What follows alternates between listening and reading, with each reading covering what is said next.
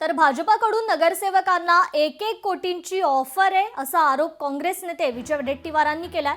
सत्ताधाऱ्यांकडे प्रचंड पैसा असल्याचंही वडेट्टीवार म्हणाले।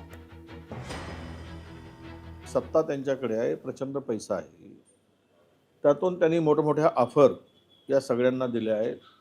माझ्या कानावर जे काही ऑफर आहे तर माहितीप्रमाणे 1-1 कोटीची ऑफर सुद्धा दिल्याची माहिती माझ्याकडे आहे नगरसेवकांना, आणि पदही देण्याची ऑफर दिली आहे। त्यामुळं हे पद आणि पैसा यामुळं काय जादू होते हे आत्ता सांगणं कठीण आहे। किती त्याला बळी पडतात, बळी पडणार नाही हे आज त्यावर बोलणं होणार नाही, पण सत्ता स्थापन करताना दोघांनाही दुसऱ्यांची मदत घेतल्याशिवाय सत्ता स्थापन करता येणार नाही। नेते बेताल वागतात, बेताल बोलतात, जनतेच्या समोर जाताना कोणताही पुरावा न देता इतक्या हलक्या कानाचे असतात की कोणी असं म्हटलं त्यांच्याकडे येऊन, आता नेत्यांना कोणीही मूर्ख बनवू शकतो अशी वेळ नक्कीच आली आहे। कोण कशाला पैसे देईल? आता तर महापौर जे आलं आहे ते ओबीसी महिला आहे। एखादी आमची बहीण महापौर व्हायला असे पैसे देऊ शकेल का? पार्टी असे पैसे देऊ शकेल का? मला असं वाटतं की बेताल वक्तव्य करायचं ही एक नवीन सवय, विशेष करून हा जो संसर्गजन्य आजार आहे हा काँग्रेसला मोठ्या प्रमाणावर झाला आहे। काँग्रेस प्रदेशाध्यक्ष हर्षवर्धन सपकाळ यांनी भाजपवर टीका केली आहे। एमआयएम आणि भाजप दोघेही एकच असल्याचं सपकाळ म्हणाले। मुस्लिम लीग आणि जनसंघ स्वातंत्र्यापूर्वी इंग्रजांसोबत होता। हर्षवर्धन सपकाळ यांनी भाजपवर ही सडकून टीका केली आहे। एक ही थाली के चट्टे बट्टे एमआयएम आणि भाजप हे दोन्ही एकच आहेत आणि त्यांची नुरा कुस्ती जी आहे ती गेल्या अनेक वर्षांपासून बघायला मिळते आहे। दोघे एक आहे हे म्हणत असतानाचा संदर्भ मला थेट हा स्वातंत्र्यापूर्वीचा किंवा स्वातंत्र्य संग्राम सुरू असतानाचा द्यावा असा वाटतो। मोहम्मद अली जिन्ना यांची मुस्लिम लीग आणि श्यामाप्रसाद मुखर्जी अर्थात आजची भाजप हे एक होते। मुस्लिम लीगचा मुख्यमंत्री होता तर उपमुख्यमंत्री श्यामाप्रसाद मुखर्जी हे भाजपचे होते।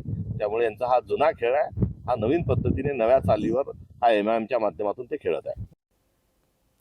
धनशक्ती पुढे जनशक्ती कमी पडली, त्यामुळेच धुळे महापालिकेत काँग्रेसची हार झाली।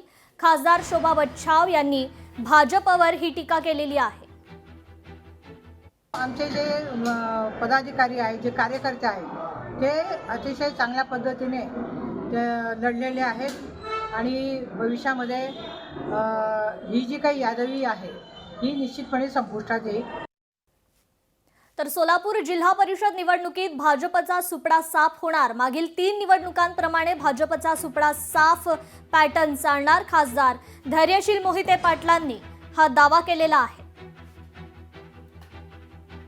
सोलापूर जिल्ह्यातील जनतेनं स्वाभिमानाने नगरपालिका इलेक्शन असेल, विधानसभा इलेक्शन असेल, त्याच पद्धतीनं लोकसभा इलेक्शन असेल, ते प्रत्येक वेळेस दाखवून दिलेला आहे की ही जनता पुरोगामी विचाराची जनता आहे आणि पुरोगामी विचारच फक्त या सोलापूर जिल्ह्यात चालतो आणि सोलापूर जिल्ह्याच्या जनता ही पूर्णतः स्वाभिमानी आहे।